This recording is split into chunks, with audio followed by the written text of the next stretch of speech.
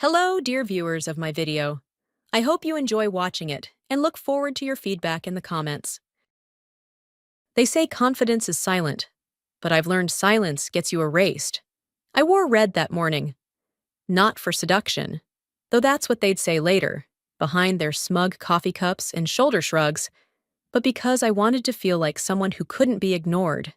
Red is visible, and after 8 years of invisibility, I needed that. I'm Maddie. Madeline Hart, technically. 35, no husband, no kids, no Instagram-worthy kitchen. Just a small apartment that smells like ink toner and lemon polish because I stay too late in offices and forget to take my leftovers out of the fridge. But I'm good at what I do. I've been working at Vancorp Capital for 8 years, and I know how to prepare acquisition contracts that make lawyers nod in approval and CFOs sigh in relief. I don't just format documents, I understand them, sometimes more than the executives who sign them. That's how I ended up in the 15th floor boardroom on a sticky August afternoon, a full folder in my lap, listening to our CEO Nathan Maddox wax poetic about the company we were about to acquire for $58 million.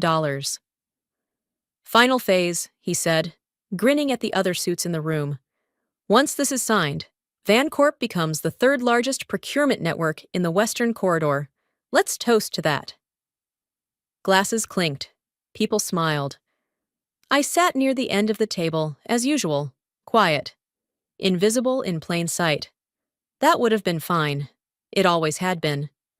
But then I saw it. Page 67, Clause 4.9b of the purchase agreement. It looked like nothing. A minor clause in a sea of corporate language. But my brain doesn't forget. I'd read something just like it 4 years ago during a failed merger. A clause that left a transfer loophole wide open. I cleared my throat, soft at first. No one noticed. Then louder. Sorry, I think there's an issue on page 67, in clause 4.9b. The air in the room shifted. You know that way it does when someone low-level speaks out of turn. Nathan's head turned slowly toward me, smile fading. What kind of issue? He asked, one eyebrow raised like a warning sign. I hesitated. My fingers tapped the manila folder in my lap. It's a survivorship clause. It assigns all purchase-related assets to the buyer retroactively, but doesn't clearly define third-party intellectual property assignments, which means, technically, certain rights can be reallocated without resignature, including... Stop! Nathan lifted a hand, then laughed, actually laughed. Madeline, he said, as if saying my name in full would remind me of my place. You're just a secretary, not a lawyer. Leave the legal concerns to people who pass the bar. My face went hot. Not with shame, with something deeper, like betrayal that had finally rotted into clarity. The others chuckled. Even Dan from legal, who knew I was right. He didn't meet my eyes. I'm just trying to protect the company, I said, voice calm but cold. Nathan leaned back in his chair, sipping his imported mineral water. You're trying to look smart in a room where you don't belong. Know your role, Maddie. It's to type, not think. The meeting moved on without me. The signatures were prepared. I sat there while they handed out pens like victory medals, each one believing they were part of some historic moment. But here's what they didn't know. That clause, that loophole, it was exploitable. And I'd just been publicly told not to touch it. So I didn't. I used it. 3 hours after that meeting, I contacted a friend from grad school, Jenna, now working in private IP law.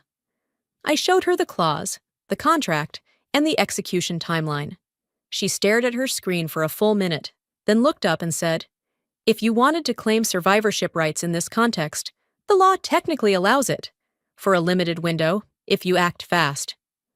So I acted. I used a dormant LLC I owned for freelance work, M&H Strategy. Maddox never paid attention to side entities, and neither did legal. I filed a notice of claim to the rights covered under Clause 4.9b. I sent it to the registry. Paid $1 for the provisional asset rights using the same clause they refused to edit. And that was it. I owned part of the acquisition. Not on paper, they read. But in the filing, they ignored. The next morning, when Nathan strutted into the building preparing to announce the closing of the $58 million deal, something happened. He was stopped by compliance. And that's where the chaos began. By 6:15 p.m., the office was almost empty. The fluorescent lights buzzed overhead, soft and sharp, like a static hum that only seems loud when you're alone. Most of the team had gone home celebrating. The deal was virtually done, according to Nathan. Champagne had been popped in the executive lounge. I'd been invited, of course, out of politeness, but I made up an excuse about having emails to finish. No one noticed when I stayed behind. I sat at my desk, a paper cup of burnt coffee growing colder beside my elbow, the purchase contract open on the screen in front of me. I wasn't reading it for work anymore. I was reading it for me. Page 67, Clause 4.9b. I reread it, then again, more slowly this time. The phrasing was vague, intentionally vague, in fact. It allowed for third-party intellectual property and licensing rights to be claimed in the absence of contradictory documentation. It was a placeholder clause, likely inserted early in negotiations and never revised. Probably a copy-paste from an older contract. I'd seen this kind of sloppiness before. But this wasn't just any deal. This was the deal. The one the entire firm had been working toward for months. The one Nathan wanted to be remembered for. I leaned back, fingers steepled, eyes still locked on the screen. The language in that clause made it possible, no, probable, that someone with the right application, filed at the right time, could claim provisional rights over the AI software component embedded in the acquisition. A sleeping clause, a blind spot, and I was the only one who'd seen it. My heart beat fast, but not out of fear, out of focus. This was no longer about pride or vindication. This was about something bigger. If the company could overlook something this dangerous, what else were they neglecting? I opened another window on my computer and began drafting the application. I'd kept my old business entity, M&H Strategy, open for tax reasons. A legal shell, nothing more. But under its name, I could file the paperwork. I just needed two things, a notary and one symbolic payment. $1. At 9:12 p.m., I printed the necessary forms. I checked them twice, signed in blue ink. My name looked sharper somehow, more certain. I slipped everything into a manila envelope and held it for a long moment before slipping it into my bag. It was already done, in essence. The rest was just mechanics. The next morning, the city moved like it always did. Impatiently. Horns honked. Suits rushed down sidewalks with phones glued to their ears. No one knew what I was about to do. It felt surreal, walking through it all so calmly while carrying something that could tilt the balance of everything happening inside our firm. At 10:45 a.m., I arrived at the notary's office, tucked inside a narrow brick building 3 blocks from the courthouse. The receptionist barely looked up when I signed in.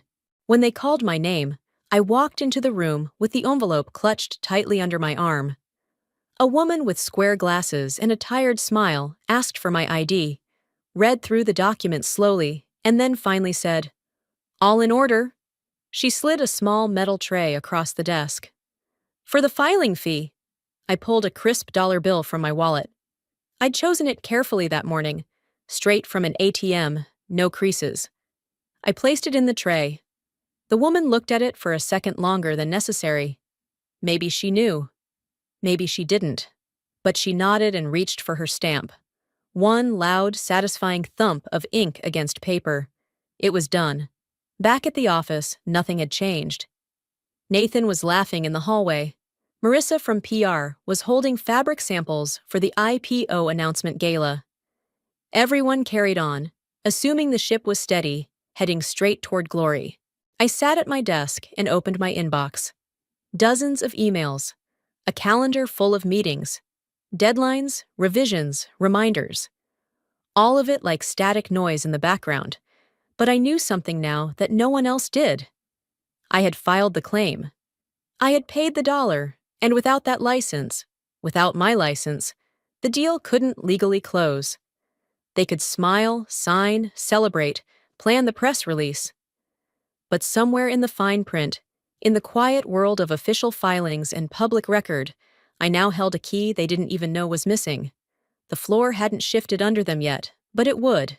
I didn't tell anyone. I didn't need to. I just sat a little straighter. My name still wasn't on the office door, but it was somewhere far more powerful now. In the registry, on the record, in the system. Invisible, yes, but not forgotten, and certainly not powerless. 3 days passed. At first, nothing happened. No meetings were canceled. No emails flagged red. The executive floor still echoed with confident footsteps and catered lunches. But I knew what I'd done was more than just paperwork. It was a fracture. And fractures spread. Slowly at first, then all at once. The shift began on a Wednesday morning. I had just returned from the copy room, a warm stack of board meeting packets in my hands, when I heard it. Raised voices coming from behind the frosted glass wall of conference room B. Two of the in-house attorneys, Francesca and Lionel, stood at the far end of the room, flanked by two outside counsel reps in tailored gray suits.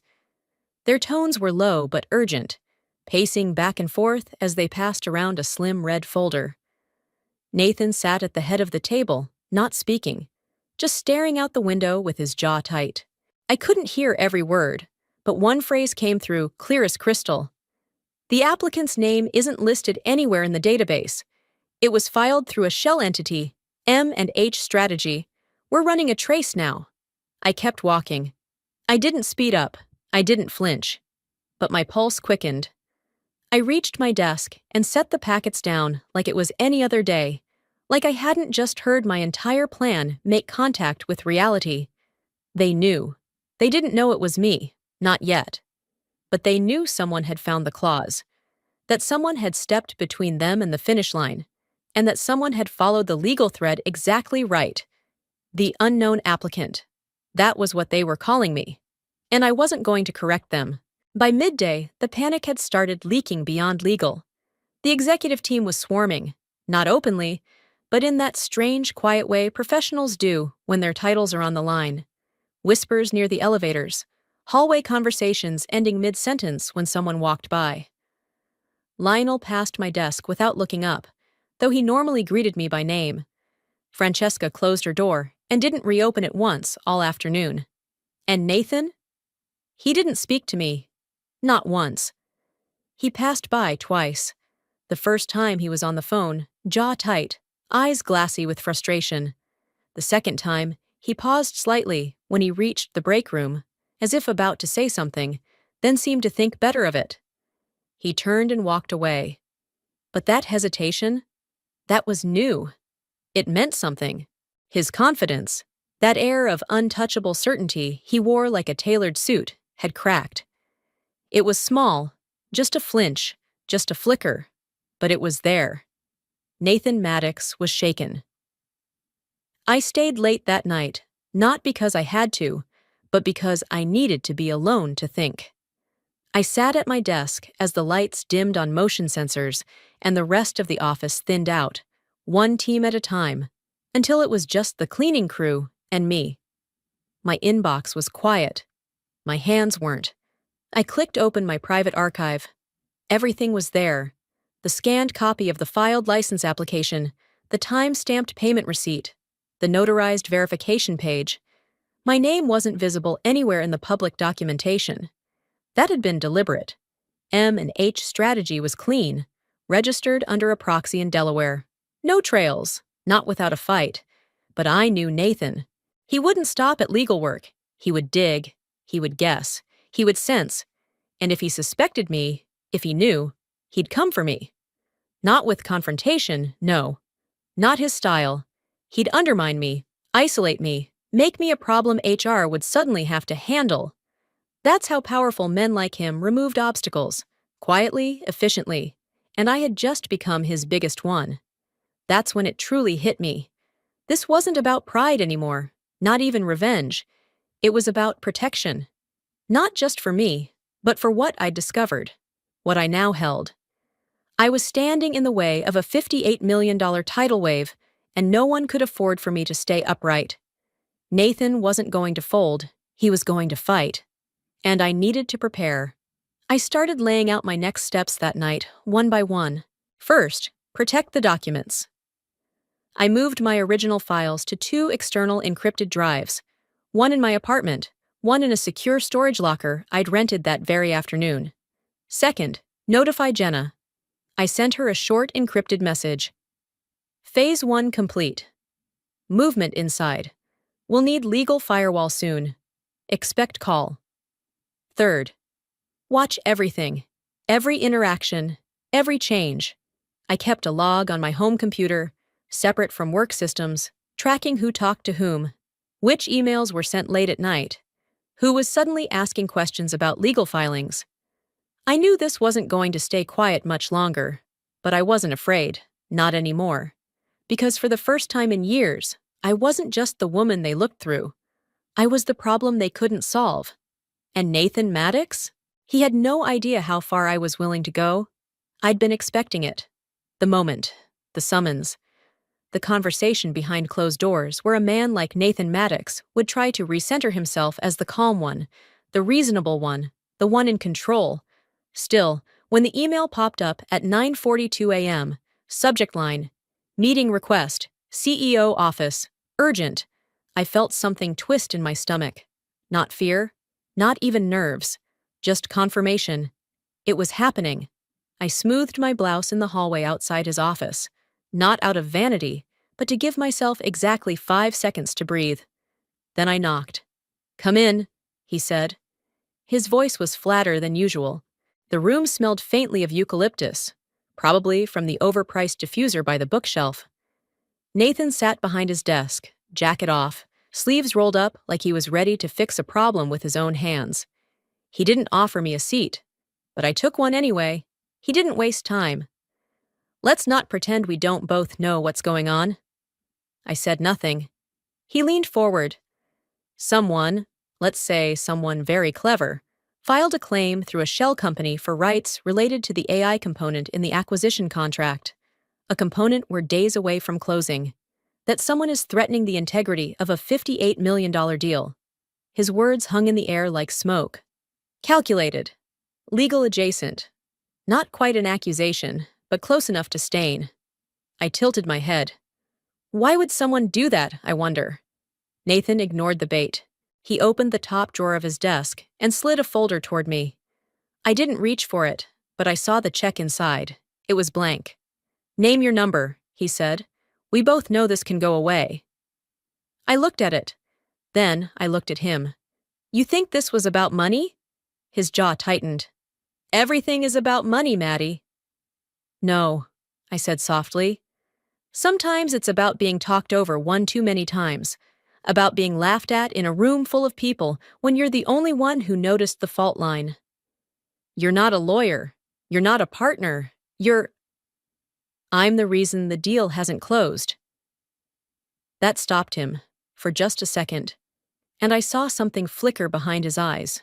Frustration, yes, but also the dawning realization that I wasn't going to fold, that maybe I'd never been what he thought I was. I warned you, I continued. In that meeting, I pointed out a vulnerability in your precious contract. You dismissed it, not just ignored, humiliated me, publicly, and now you want to pretend this is just business? Nathan's smile returned, but it was thinner now, brittle. He leaned back in his chair, voice dropping low. You don't belong at this table, Maddie. You never did. So let me make something clear. If you think you can hold this company hostage, I'll make sure you never work in this industry again. I don't care if you wrapped your little interference in legal paper and proxies. We will find the crack. I stood slowly. You already found it, I said. 3 days ago, in clause 4.9b. I just used it before you did. He didn't stop me as I left, but that silence, it didn't feel like surrender. It felt like warning. By 3 p.m., I received an email from HR. Subject, Internal Policy Inquiry. Immediate response required. The message was short and icy. a formal notice of an internal investigation into unauthorized engagement with corporate contracts outside the scope of assigned duties. No mention of the filing, just enough words to imply wrongdoing. They were moving fast. Good. So was I. I forwarded the email to Jenna, my lawyer, with a short note. Here it comes. She called back within the hour. They're going to try to make it look like policy misconduct, she said. Not illegal, not criminal, just enough to force you out or damage your credibility. I figured. I've drafted an official letter of counsel, she added.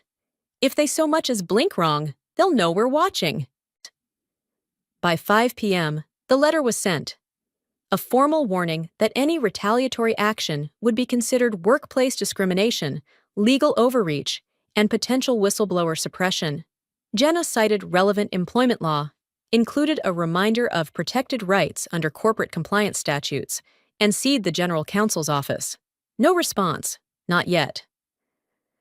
The next morning, my badge didn't work. I stood at the elevator bank, scanning the card twice. Nothing. Then again. Still nothing. The receptionist gave me an awkward look and picked up the phone. I'm sorry, Maddie. You've been marked as inactive. HR wants to see you. I didn't panic. I didn't even blink. I simply stepped back, pulled out my phone, and called Jenna. Time to send the second letter, I said. 5 minutes later, I was in HR's glass fishbowl office. 2 reps sat across from me, trying to keep their expressions neutral. A laptop glowed between us, with my name on the screen. Suspended access. Pending review. They started reading a script, some vague lines about system compliance and policy. I held up a hand. My counsel will be responding. Any further questions should be directed through her office. The room went quiet. I handed them a printed copy of Jenna's legal response, the one she'd sent while I was en route. It stated in no uncertain terms that any disciplinary action based on my protected legal activity would be met with swift legal recourse. It demanded reinstatement of all access pending formal mediation and served as a pre-litigation notice of employer retaliation. One of them cleared her throat. We'll pass this on. Good, I said. I stood, calm and slow. Because if you're going to take a swing at me, I suggest you don't miss. They didn't say it out loud. Not yet. But the office was no longer whispering about me. Now they were whispering about him. It began as a low hum in the break room. Glances exchanged too quickly, voices that dipped mid-sentence when doors opened. The legal team walked through the halls like ghosts. HR kept their heads down. People were jittery, double-checking calendar invites, speaking in vague shorthand no one had used before. Everyone felt it. The storm was circling, and this time, it wasn't circling me. By Thursday afternoon, Nathan's office door stayed closed. Too many private meetings, too many conference calls with legal. He passed people in the hall without looking at them. His usual performance, the back slaps, the false warmth, the pep talk swagger, was gone, replaced by clipped steps and furrowed brows. That morning, I'd gotten back my system access. No apology, no explanation, just a quiet reactivation and a calendar notification. William S. Private meeting, 4 p.m., board conference room. William Sanderson, chairman of the board. The kind of name that never showed up in my inbox. A presence so far removed from the day-to-day that most employees only saw him in investor reports or annual addresses. But now he wanted to talk to me. Not Nathan, not legal, me. I wore navy that day. Simple, intentional. I brought nothing with me except a slim folder. Not to impress him, but to remind him I wasn't guessing. I had facts. He was already there when I arrived. Gray suit, silver cufflinks, the kind of posture that belonged to someone used to decisions with too many zeros at the end. He didn't stand when I entered, just gestured to the seat across from him. Ms. Hart, he said. Mr. Sanderson. He clasped his hands, leaning slightly forward. I've been briefed. Or rather, I've been half-briefed, and that's the problem. We have a pending acquisition worth nearly $60 million, And suddenly, the legal department is circulating panicked memos about a contested filing, reputational risk, and potential internal exposure. Tell me what happened. Your version. I opened the folder. I didn't dramatize. I didn't editorialize. I presented the facts. The clause. The oversight. My direct warning during the prep meeting. Then I described how I was dismissed, not quietly, not in a closed meeting, but mocked publicly in front of the entire executive team. I didn't flinch when I said it. I even quoted Nathan's words. "You're just a secretary. Don't think for lawyers." William's brow furrowed slightly, but he said nothing. I went on. How I had recognized the loophole. How I had lawfully filed a claim through an entity I'd owned for years, using my own funds and personal counsel. How I received no acknowledgement, but instead a veiled bribe from the CEO himself, followed by retaliation disguised as policy enforcement. Then I slid one page across the table. My lawyer's formal communication to HR. The timestamp. The language. The legal precedent cited. William read the page slowly, eyes sharp but unreadable. Then he set it down with care. "You kept records." "I work in documentation. It's what I do." He nodded once, slowly, then sat back in his chair. The silence stretched for a moment, long enough for me to feel how heavy the moment really was. "We've invested a great deal into this deal," he finally said. "And if what you're telling me is accurate, and I see no reason to doubt it, then we have a more significant issue than a legal delay. We have a leadership credibility crisis." He folded his hands again. "What do you want, Ms. Hart?" That caught me off guard. Not because I didn't have an answer, but because no one had asked. "I want the truth acknowledged," I said. "I want to stop being treated like a problem to bury. I don't want hush money. I don't want a promotion. I want integrity restored. Not just for me, but for everyone here who's been dismissed for daring to be right in the wrong room." He looked at me, really looked at me, for a long moment. Then he nodded. "There will be an internal review, not HER board-led. I'll oversee it myself." He paused. "But in the meantime, we ask for your discretion. No press, no public statements." I didn't hesitate. "Fine. As long as discretion goes both ways. No more retaliatory moves, no more manipulation, no more turning legal threats into intimidation tactics." He gave the faintest smile. "You've been underestimated." "I know." He stood then, the meeting clearly over. I rose too. "Ms. Hart, I suspect this won't be the last time we speak." "Neither do I." That night, I sat on my couch, folder in my lap, watching as the lights of the city blinked in slow pulses outside my window. I had just stared down the man who signed off on 7-figure executive bonuses, and I hadn't wavered. The game had shifted again. The board was now involved. And Nathan! He was about to realize the only thing more dangerous than underestimating me was trying to erase me. The board meeting didn't feel like a board meeting. There were no pastries, no nervous interns setting out bottles of sparkling water, no polished PowerPoint decks, just a table full of sober executives, and a silence so thick you could hear the HVAC hum in the ceiling. William sat at the head of the table. Nathan, unusually quiet, sat 3 chairs down, eyes fixed straight ahead. He wasn't the Nathan we all knew. No casual smirks, no smug lean in his chair. Just stillness, like a man walking toward a verdict. They called me in after the meeting had already begun. I was told I'd have 5 minutes to explain my actions. I used 3. "I acted as a private citizen, not an employee," I began. "I identified a licensing vulnerability using publicly available language within the acquisition contract. When I raised the concern, I was publicly dismissed and personally humiliated by the CEO. I subsequently took legal steps to secure provisional rights using a dormant LLC, fully within the bounds of intellectual property law, no theatrics. Just facts, just truth." William nodded. "Did you attempt to bring this to the attention of leadership before filing?" "Yes," I replied without flinching. "I warned Mr. Maddox directly during the contract review meeting." The attention in the room shifted. All eyes turned to Nathan. He cleared his throat. She made a comment, yes, but it wasn't appropriate for her role. She's not part of legal. I didn't believe it warranted discussion. You didn't check it? One of the board members asked, her tone sharp. He faltered. I believed it was already vetted. The air turned heavier. Another board member tapped a pen against his folder. So, you ignored an internal warning and then attempted to discredit the person who made it, after she turned out to be correct? Nathan's jaw tensed. I didn't discredit her. I simply sent her to HR for a policy violation, shut down her access to internal systems, attempted a private buyout without board knowledge. Shall I go on? The room went still again. William finally spoke, voice calm but firm.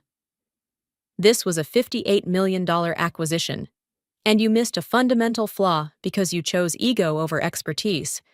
You then retaliated against the only person in the company who identified the risk, and, might I add, who mitigated it at her own expense. Nathan said nothing. Effective immediately, William continued, you are relieved of your duties. You will surrender all access to internal systems and may not enter the premises without legal clearance. It was over before Nathan even stood. He rose slowly, shoulders squared, like a man trying to salvage dignity from wreckage. But there was no performance left in him, just exit. He walked out without a word. 2 days later, an internal email was circulated.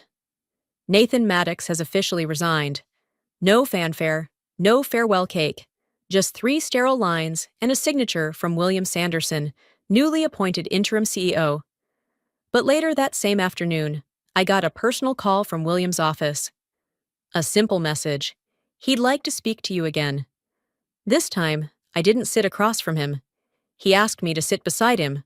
The board has unanimously approved the continuation of the acquisition, he said, but only under strict procedural oversight.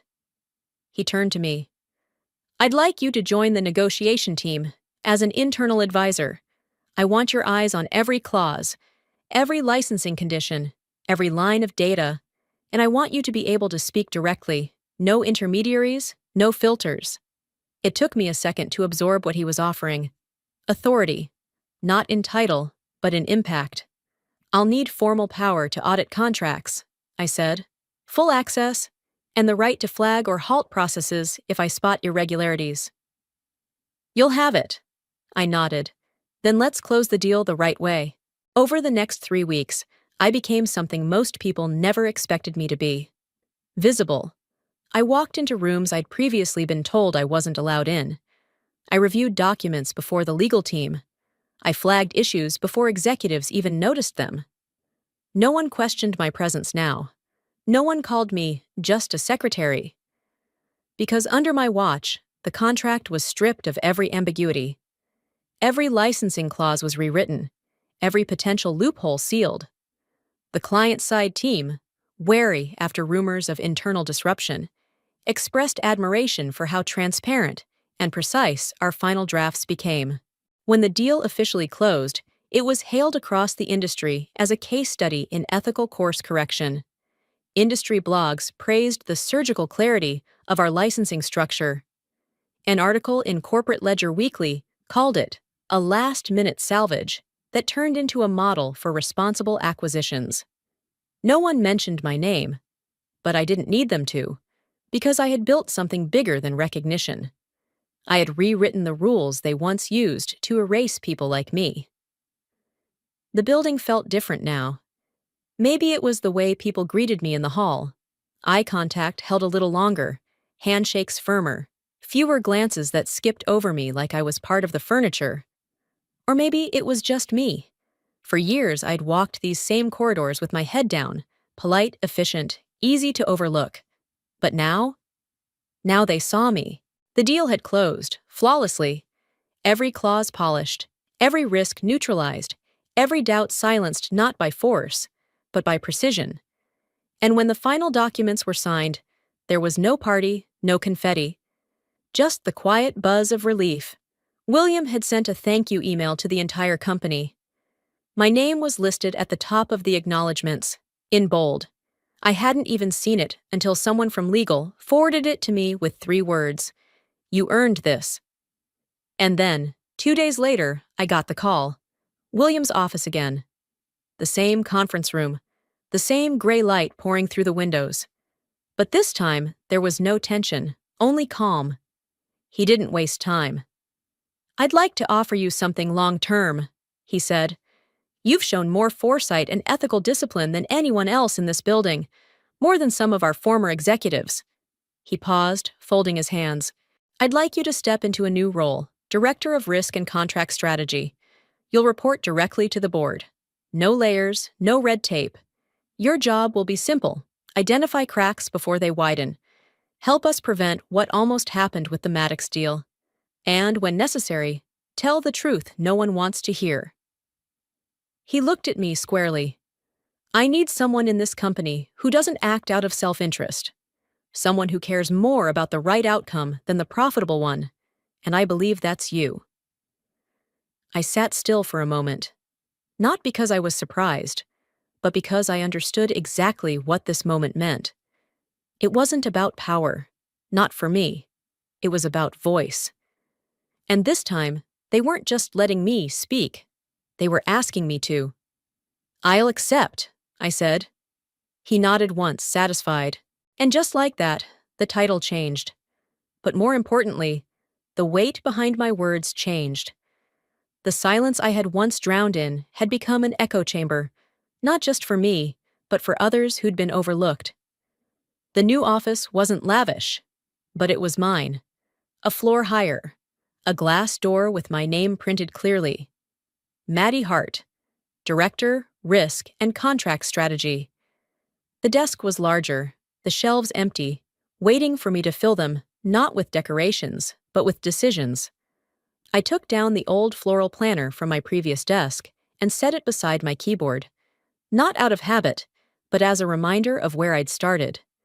And as I sat there that first morning, with a fresh mug of coffee and the city skyline winking through the windows, I thought about everything I'd endured to get here. 8 years of being the note-taker, the coffee fetcher, the one they called a good girl behind closed doors, the one who noticed things, but wasn't allowed to say them, who pointed out cracks and was told to stop thinking above her pay grade. Now it was my job to look for cracks. This was my victory, not the title, not the view, but the knowledge that the next person who raised her hand in a meeting with an unpopular truth or a quiet insight wouldn't be laughed at or sent to HR. Because she wouldn't be alone, because someone like me would be watching and listening, and this time, no one would be erased.